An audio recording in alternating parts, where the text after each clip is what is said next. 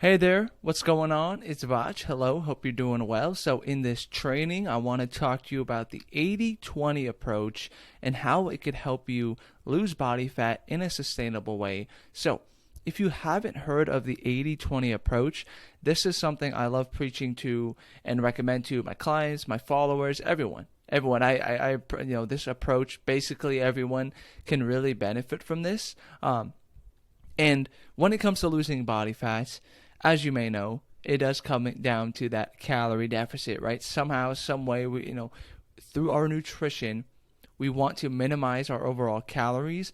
But when it comes to losing body fat, you don't have to fall into this trap that we do so often, which is, okay, I gotta eat 100% clean, whatever that means, healthy celery, carrot sticks, and chicken breast and broccoli, right? That's what I got to do to lose body fat. That's not the case at all. So that's why I really enjoy the 80/20 approach. As you can see here, I got my blueberries on the left. I got my Halo Top ice cream on the right. So yeah, let's just get into it and let's just talk about the 80/20 rule or approach. I don't really like calling it a rule because, of course, you don't have to follow it like this. So, the common claim is you need to eat 100% clean food, like I talked about before. It's not true, right? Of course, I want you to focus on eating a majority of your calories, of your food intake, healthy, nutritious foods, right? Protein, fiber, all that good stuff, right? People think sugar gets stored as fat. That's not the case. People think that you might be thinking certain foods are just inherently fattening or they store body fat, donuts, pizza. That's not the case, right? And, the classic one, right? My favorite influencer eats, salmon and rice and veggies every single meal. And, that must be the way to go, right? So you can see my graphic here, the 80/20 rule approach, right? So 80% of the time, right, you got the protein, you got the fruits, you got the veggies. Because when it comes to fat loss, here's the thing. You want to maximize these healthier options because one of the biggest roadblocks for fat loss is hunger, right? I'm not saying you should be ravenous, you shouldn't be starving, but if you are lowering your calorie intake, right, it's important to optimize those calories and optimize the food. So, for the most part, you want to eat the lean meats, right? Protein sources, fruits, veggies, fibers, whole grains, legumes, right? Lentils, beans, all that good stuff. All that good stuff, right? All that healthy stuff. And then 20% of the time, again, it doesn't have to be 80/20. It could be 90/10. It could be 95/5. Like you could split this up however you want. But I would probably shoot for 80 to 85%, right? For the nutritious foods. And then 20% of the time, right, give or take, you could add in, right, some chips, right? You could add in a drink, right? If you enjoy drinking on the weekends, right? A drink or two, maybe some French fries or whatever it may be, right? Anything that you can think of that you think you can't have when you're trying to lose body fat, you can totally have, all right? So let's just, get that out of the way. You can totally enjoy your diet. You can enjoy your routine and still lose fat. All right, so, the claim, it's false, right? You don't have to eat 100% clean or whatever that means, healthy, right? It does come down to your overall calories. Of course, you should still focus on mainly nutritious foods. And the reason I like this approach, the reason I want you to try out this approach is because if you're being super rigid with your diet, right, that's the number one reason why diets fail, why people can't stick to a healthy eating routine. You want to know why? It's because people think that, okay, I'm going to try to lose weight. I'm going to do this. I'm going to do it. All right. I'm getting rid of all my favorite foods. I'm going to eat some boring, bland foods. And then you do it for a week or two. And then you're like, well, this is terrible. This sucks. I want to eat everything. Right. Like denying your cravings all the time. That's not the way to go. Of course, you're going to have to say no sometimes. Of course, there's going to be some sacrifices. Right. But, you don't have to be cutting out your favorite foods for weeks and months at a time. That is just not healthy in terms of your relationship with food, right? You might be thinking, oh, this is a good thing. I'm banning all these foods. I'm not eating carbs.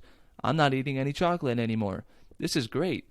But you got to remember that your relationship with food is very important as well, of course, I know your goal is to lose body fats. It's going to be very important to, lower your calories and focus on those healthier options, since those are going to help you feel good and perform well. But there's room for those other options. You can be flexible with this. Like I was talking about before, the number one reason why people cannot seem to just lose the weight and keep it off, right? The yo-yo dieting up and down, is because people think that there has to be some rigid, strict way of eating. They think their diet has to be set up a certain way. Your diet does not have to be rigid, strict, right? I want you to be flexible with this approach, okay? Why it could be a good reason to incorporate the 80-20 approach, right? If you enjoy eating all types of foods, right? You don't want certain foods off limits. I've rarely ever helped someone where they said that they didn't want to follow this approach, because we're human beings, and we like having pizza sometimes, right?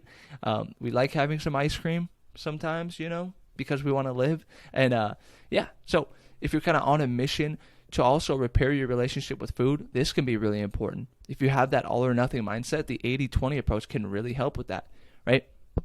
If you want to enjoy a variety of foods, right, on your fitness journey, on your nutrition fat loss journey, this is really important, right? You don't want to be eating out of a Tupperware at social events or at, holiday events, right? Old Vach, that's what I used to do. Before the 80-20 approach, before I knew what that was, I was sitting there eating green beans and lean ground turkey, and everyone was eating their food.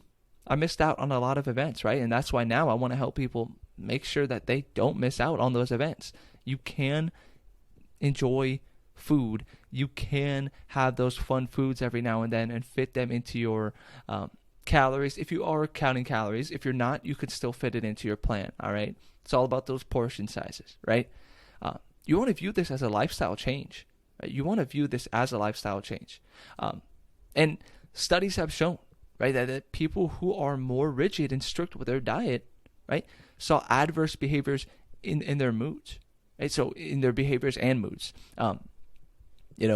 Just because somebody loses weight doesn't mean that they're going to keep it off, right? But also, just because somebody lost weight in a restrictive way, that's a one-way ticket to a rebound if they didn't develop those healthy habits, develop an understanding of different foods, right? And there was an approach that just isn't sustainable. How are you going to do this routine for more than a couple weeks, right? If you're going to get burnt out from the chicken and broccoli every day and the boring, the celery and the carrot sticks. I know I'm hating on celery, but come on, celery. You know what I'm talking about, right? So that's why it's important to understand that your relationship with food is also very important when you're trying to lose weight, all right? So bottom line here, being flexible with your diet and nutrition will help adherence and longevity. So, for example, let's say you are tracking your calories, right? This is an example for people tracking their calories. Let's say your goal is 1,600, okay? So that means about 80% of that, right? What would 80% of that be? That'd be about 1,200, give or take. And then 400 other calories are coming from those fun foods. My math may be off with that, but you kind of get the point, right? So about 80% of your daily calories, give or take, comes from those nutrient-dense foods, minimally processed foods, lean meats, fruits, veggies, beans, lentils, all those good things, right? All those delicious things. I don't mean to say good things as in the fun foods are bad, because that's not the case. There are no good or bad foods, right? But I just meant nutritious foods. So focus on those, and then saving a few hundred calories, you say, you know what? I really want some chocolate. I'm going to have some chocolate at night. You know what? I want some ice cream, right? I'm going to get a little bit of the pint, and I'm going to put it in a bowl, and I want some of that. I'm going to throw some chocolate chips on there, whatever it may be, right? Like, you know what? There's these chips I really like. I'm going to have some of those chips with my sandwich, right? And have it nice and balanced, but I'm going to be flexible, right? I'm really craving some chips today, so I'm going to honor that, and I'm going to have those chips. I'm going to have a serving of it, right? But the old mindset, right? The old mindset, you might be thinking, whoa, chips, those are bad. Those are high in calories. Those are whatever. It's like, yes, it might be higher in calories. It's not as filling, but that's why that's not the main focus or the main star of your meals and your snacks. right? You're sneaking it in there and having those healthier options too, right? So it's a nice little balance, right? Of course, we don't eat these fun foods, right? Like chips and ice cream and stuff like that. We don't eat those foods to be full for nutrients. Not every single food you eat is going to be for the nutrients. That's why there's less nutritious food and there's more nutritious food. All right. So I hope that makes sense in terms of splitting up the calories. So just saving a couple hundred calories for something that is really super delicious that you enjoy that may not be high in nutrients. All right. So this is good news. And I hope you understand this. I hope you're kind of getting where I'm going with this. This is not an excuse to say, you know what? Oh, Vach said I can just have pizza and ice cream and chips, okay, as long as it fits my calories. No, this is not what I'm saying, right? For overall health, that's very important to maximize the healthier things, the foods like I've been talking about throughout this video. It's important to be really more mindful when it does come to those hyper-palatable foods. And right now, if you're saying, yo, but I can't control myself around those foods. I can't control myself around chips. I totally hear you. Here's a couple things. Number one, your language, your mindset is so important. If you convince yourself, hey, I can't control myself around these foods, that's just who I am. How are you going to expect to change, right? It's important to have that belief in yourself and say, you know what, I can do this, right? Number two, understand this, right? Think about healthy eating, fitness, nutrition. This is something I want you to be doing for the rest of your life. No, not fat loss. You're not going to be losing fat for the rest of your life, okay? I want you to think of like maintenance, right? In the future, right? Like you are going to probably follow some sort of approach like this. I hope so, to help you on your mission, right? Hope to that food, that nutrition freedom, which you can absolutely achieve, okay? This is just simply a tool in the toolbox. Use it if you want to. I hope you found this 80-20 approach training helpful, and let me know what you think. All right? See ya.